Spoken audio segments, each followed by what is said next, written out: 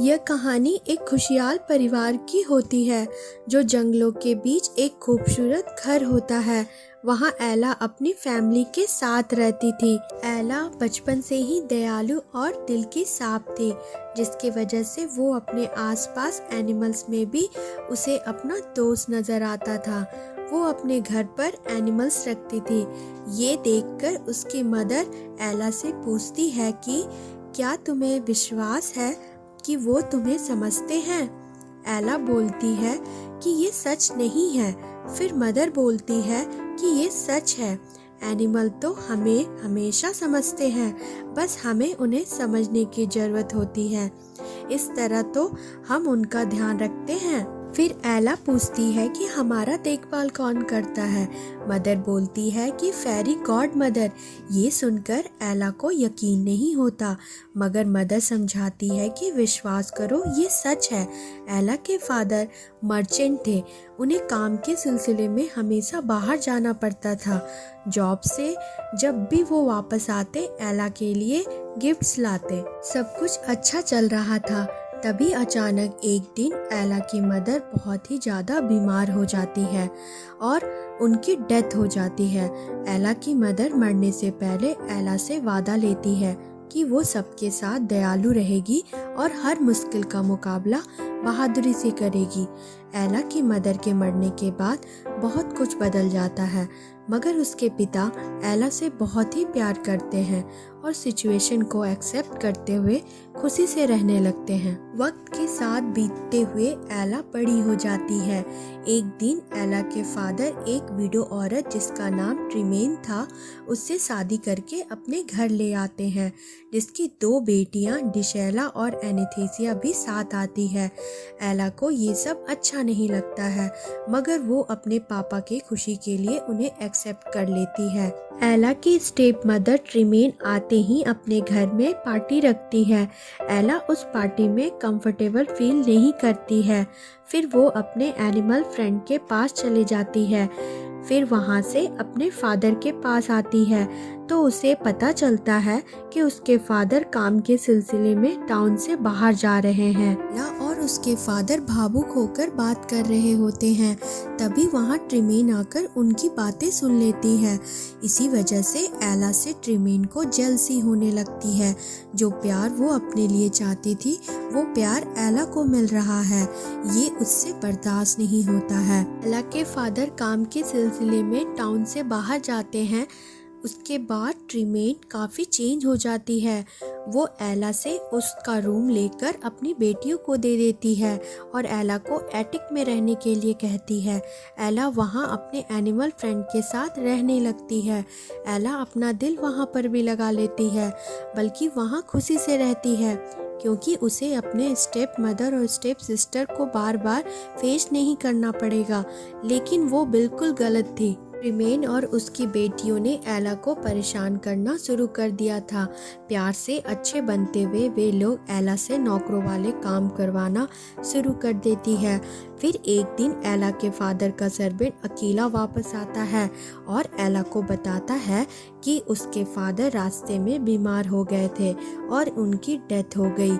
ये सुनकर एला बहुत ही दुखी हो जाती है और रो रही होती है, जैसे उसकी दुनिया रुक गई हो। वो अकेली हो गई थी। एला को डर लग रहा था। एक तरफ वो अपने फादर की डेथ का दुख, दूसरी तरफ उसे ये डर था कि वो अब उस स्टेप मदर के साथ उसे रहना पड़ेगा। कि स्टेप मदर पैसे बचाने के लिए सब नौकर को निकाल देती है और सारे घर की जिम्मेवारी अब एला पर बांट देती है। कपड़े धोने से लेकर घर की सफाई या खाना पकाना, सारा चीज एला से कराती है।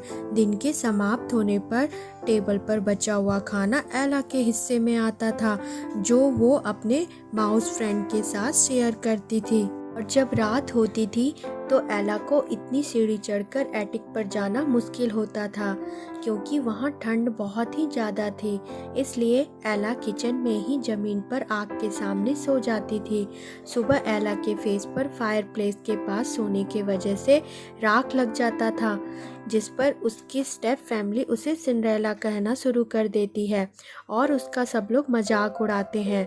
ये सबसे तंग आकर एक दिन गुस्से में एला हॉर्स राइड करते हुए तेजी से उड्स की ओर चली जाती है, जहां उसे एक स्टेज नजर आता है जिसका शिकार प्रिंस और उसके सिपाही उसे पकड़ने के लिए कर रहे होते हैं।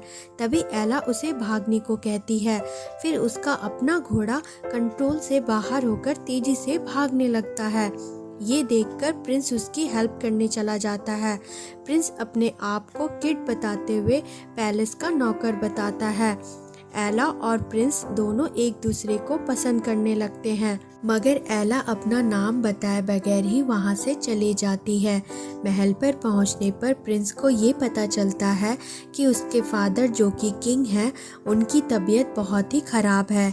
किंग प्रिंस से कहता है कि उसे रॉयल बॉल पर अपने लिए प्रिंसेस पसंद करनी होगी, जिससे वो शादी कर ले, ताकि किंग अपनी सारी जिम्मेवारी प्रिंस को सौंप दे और वो फ्री हो जाए। इस पर प्रिंस कहता है कि उन्हें रॉयल बॉल पर प्रिंसेस के साथ सभी सिटीजन को बुलाना चाहिए, चाहे वो अमीर हो या गरीब, सभी को बुलाना चाहिए, इस उम्मीद के साथ कि शायद एला दोबारा उससे मिल जाए। किंग मान जाता है और किंग के सिपाही सभी नागरिकों को, चाहे वो गरीब हो या अमीर हो, सभी को रॉयल बॉल पर आने का संदेश देते हैं। एला बाजार में ये खबर सुनती है। वो तुरंत जाकर ट्रीमेन को ये खबर सुनाती है, इस उम्मीद के साथ कि वो भी बॉल पर जा सके और किड से दोबारा मिल सके। मगर ट्रीमेन एला को नज़रअंदाज करते हुए बस अपनी बेटियों के साथ बॉल की तैयारी शुरू कर देती है। मेन ये सोचती है कि अगर उसकी एक भी बेटी प्रिंस को पसंद आ गई और प्रिंसेस बन गई तो उसकी जिंदगी बन जाएगी।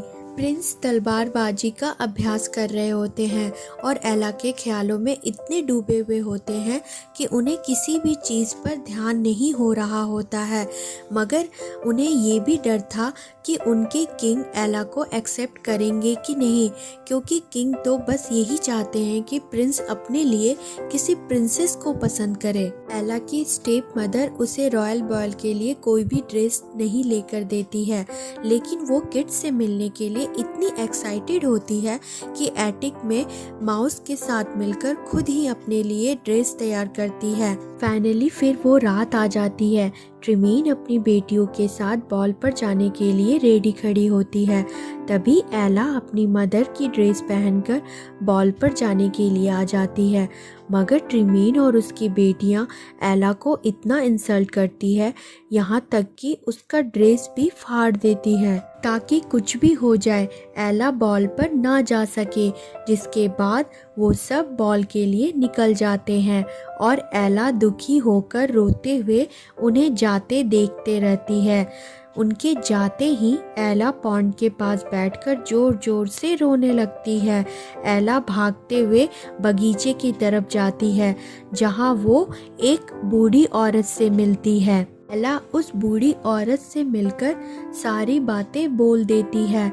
अचानक वो बूढ़ी औरत एक खूबसूरत औरत में बदल जाती है और एला को यकीन दिलाती है कि वो उसकी फेरी गॉड मदर है। फेरी गॉड मदर अपनी मैजिक से पंपकिन को कैरेज में बदल देती है, माउस को हॉर्स में, लिजर्ड को फुटमैन में, गूस को कोचमैन में चेंज कर देती है, ताकि महल में जाने के लिए उसे कोई दिक्कत ना हो।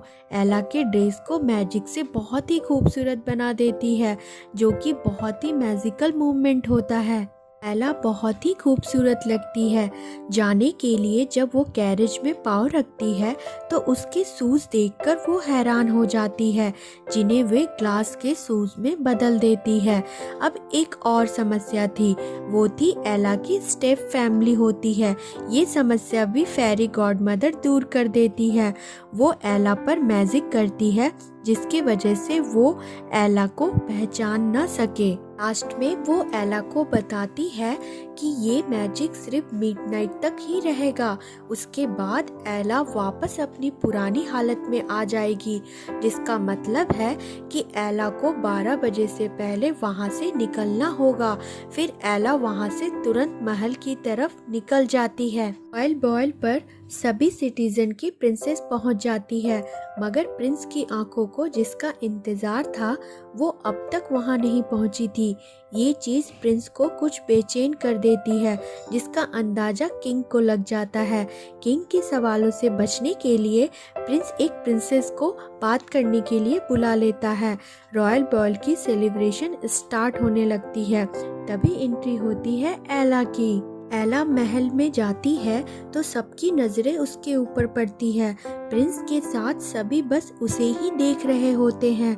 प्रिंस बहुत ही खुश हो जाता है और वो फौरन एला से मिलने के लिए आगे बढ़ता है। सब लोग रास्ता छोड़ देते हैं ये दोनों को मिलने के लिए। एला अभी भी प्रिंस को एक सर्वेंट समझती है।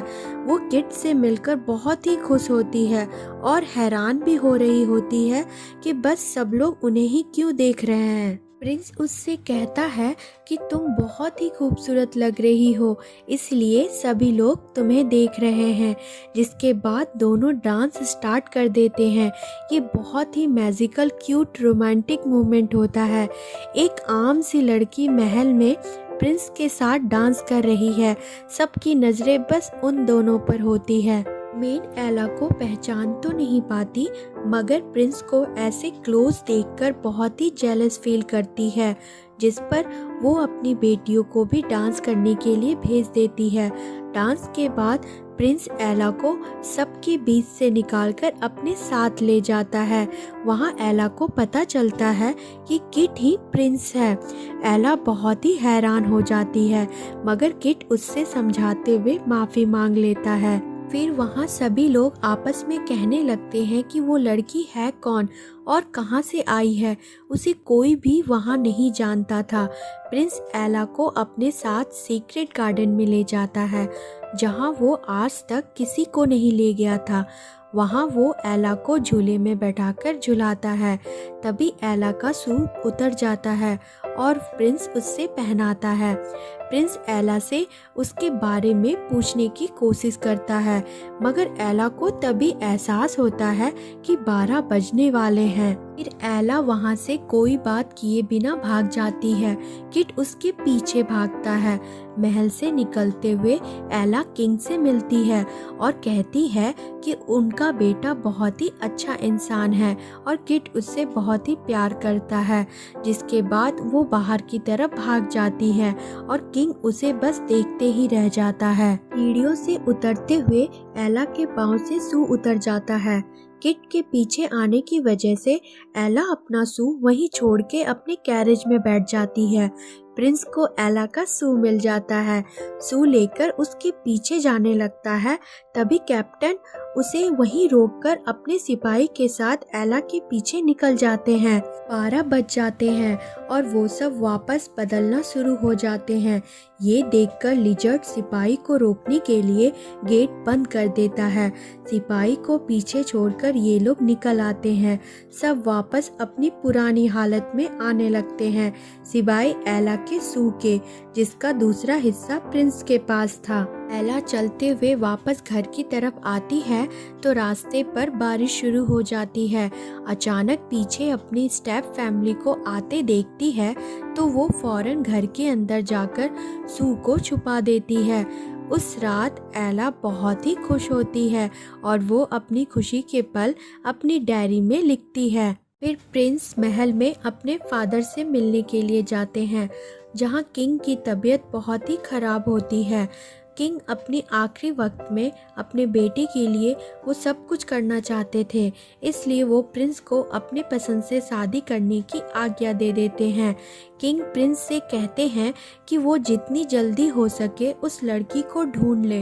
ये कहते ही किंग की डेथ हो जाती है। फिर किट वहाँ का किंग बन जाता है और अपने सिपाहियों के जरिए हर जगह यह खबर पहुँचा देता है कि वो लड़की आकर प्रिंस को अपना दूसरा सू दिखाए और अगर उसकी इच्छा हुई तो वो किंग उससे शादी कर लेगा। एला ये सुनकर खुशी खुशी घर की तरफ जाती है और एटिक में जाकर अपना सू ढूंढने लगती है।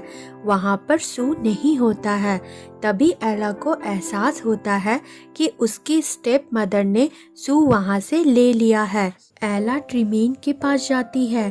ट्रीमेन एला से कहती है कि वो तभी एला को किट से शादी करने देगी जब एला उन सबको अपने साथ महल में ले जाएगी और अपने बेटियों की शादी वहाँ किसी अमीर और अच्छे आदमी से कराएगी। ये बात सुनकर एला मना कर देती है। तभी ट्रीमेन सू को लेकर तोड़ देती है और वहाँ से एला को एटिक में बंद करके चले जाती है। ट्रीमेन सू का टूटा हुआ टुकड़ा लेकर ग्रैंड डुक के पास लेकर जाती है। ग्रैंड डुक ट्रीमेन की बेटियों की शादी करने के लिए तैयार हो जाता है, पर उसकी शर्त होती है कि एला को हमेशा के लिए तुम्हें छुपाना होगा। ट्रीमेन मान जाती है। ग्रैंड डुक सू का टुकड़ा लेकर प्रिंस को दिखाता है और झूठ बोलता है कि वो लड़की खुद को छुपा रही है। किट उसकी बात नहीं सुनता है और कहते हैं कि कुछ भी हो जाए वो उसे ढूंढ कर ही रहेगा। ग्रैंड ड्यूक किट से वादा लेते हुए कहते हैं कि अगर वो लड़की ना मिली तो किट उस प्रिंसेस से शादी कर लेगा जिससे उसके फादर मरने से पहले पसंद किए थे। ये बात प्रिंस मान जाता है।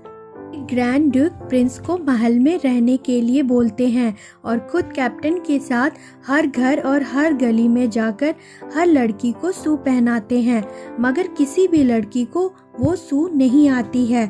फिर वे लोग एला के घर पहुंच जाते हैं जहां वो एला के स्टेप सिस्टर को भी सू पहनाते हैं, मगर उन्हें भी यह सू नहीं आता है।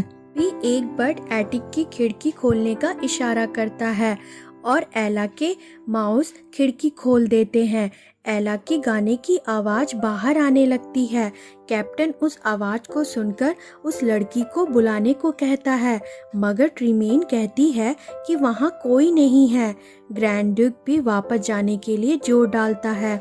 उसी दौरान किट, जो कि सिपाही के कपड़े पहनकर छुपा हुआ सारा वक्त उन लोगों के साथ रहता है, खुद को उनके सामने लाता है। उस लड़की को मिलने का आदेश करते हैं, जिस पर कैप्टन जाकर एला को एटिक से लेकर आता है। किंग एला को शादी करने के लिए प्रपोज करते हुए वो शूज पहनाता है, जिसके बाद एला किंग के साथ महल की तरफ निकल जाती है और एला जाते जाते वो अपने मदर को किया हुआ वादा पूरा करते हुए ट्रीमेन और उसकी बेटियों को माफ़ कर देती है। फिर एला और किट की शादी हो जाती है। फिर दोनों हमेशा साथ खुशी खुशी रहने लगते हैं। यहीं पर इस मूवी की हैप्पी एंडिंग होती है।